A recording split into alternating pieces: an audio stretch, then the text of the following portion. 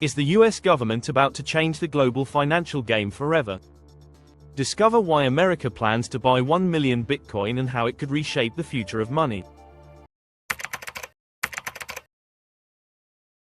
This afternoon, I'm laying out my plan to ensure that the United States will be the crypto capital of the planet and the Bitcoin superpower of the world, and we'll get it done.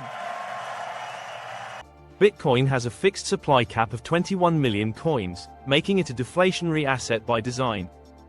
As of now, approximately 19.5 million Bitcoins have been mined, leaving only 1.5 million coins yet to be introduced into circulation. If the US government plans to buy 1 million Bitcoin, it would account for roughly 5.1% of the total Bitcoin supply and an even larger percentage of the actively traded supply. It's important to note that not all mined Bitcoin are actively circulating. Millions are estimated to be lost forever due to forgotten passwords, lost hardware wallets, or misplaced keys. This means the real percentage of circulating Bitcoin that the US would own could be even higher, giving the government significant influence over the Bitcoin market. Owning such a large share of Bitcoin would grant the US government substantial leverage over both market prices and global sentiment surrounding cryptocurrency. This percentage could also grant the government power to influence Bitcoin policy, transactions, and even blockchain governance. The US government already holds a significant amount of Bitcoin, primarily acquired through asset seizures related to criminal investigations, such as the Silk Road case. In November 2020, the Department of Justice, DOJ, seized over 69,000 Bitcoins from a Silk Road hacker. A U.S. man was able to hide behind a false identity, operating a sophisticated illegal drug website. The site operated much like eBay. It allowed users to buy and sell illegal drugs, guns, and even hire hitmen. The FBI spent 2 years trying to find the man behind the site. In 2022, another seizure netted approximately 94,000 Bitcoins from a cyber criminal involved in the Bitfinex hack.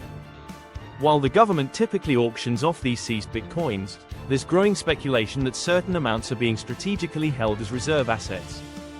At current market rates, for example, $90,000 per Bitcoin, these holdings are valued in the billions, making them a substantial asset in the government's financial toolkit. The question of why the US government is holding Bitcoin remains speculative. Some believe it's a hedge against inflation and a way to diversify reserves, while others argue it's purely opportunistic, with holdings viewed as temporary assets to be liquidated in profitable markets. The controversial Bitcoin, bipartisan initiative to create optimal investment in neutral assets, bill was proposed in early 2024.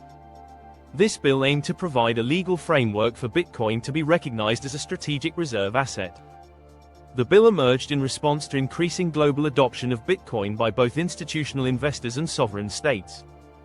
The Bitcoin bill seeks to establish clear guidelines for the acquisition, storage, and usage of Bitcoin by government agencies. It also sets rules for transparency, accountability, and regular audits to ensure the security and ethical management of Bitcoin reserves. If this video gives you value and you like it, please hit that subscribe button to get a notification when we upload our new videos. The bill was spearheaded by Senator Cynthia Lummis in July 2024. Have we got a president for President Donald Trump? Here it is. This is the Bitcoin Reserve Bill. Over 5 years, the United States will assemble 1 million Bitcoin, 5% of the world's supply. Lummis, a prominent advocate for cryptocurrency and blockchain technology, has been vocal about the need for the US to remain competitive in the digital finance space.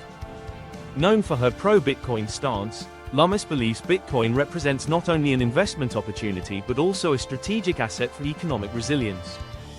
Her motivation stemmed from concerns over the US dollar's declining global dominance and the increasing role of digital assets in the global economy. Lummis views Bitcoin as a powerful hedge against economic uncertainties and a key asset in bolstering the nation's financial security. While critics argue that Lummis' involvement raises potential conflicts of interest, supporters view her advocacy as forward-thinking and necessary for maintaining the US's financial leadership. The Bitcoin Act 2024 legalizes Bitcoin as a national reserve asset and mandates government strategies for its accumulation. It establishes the following key principles. 1. Strategic reserves. Bitcoin will be recognized as a strategic reserve asset. 2. Acquisition protocols. Clear guidelines for how Bitcoin will be purchased and stored. 3. Custodial security. Regulations for secure storage solutions, including multi-signature wallets and offline cold storage facilities. 4. Auditing standards. Periodic third-party audits to ensure accountability and transparency. 4. Integration with financial policy. Provisions for integrating Bitcoin reserves into broader fiscal and monetary policies. The Act aims to position Bitcoin as a hedge against inflation and a store of value, alongside gold and other strategic assets. America is positioning itself to lead in digital finance. Bitcoin is viewed both as a strategic reserve asset and as a tool to maintain global financial dominance.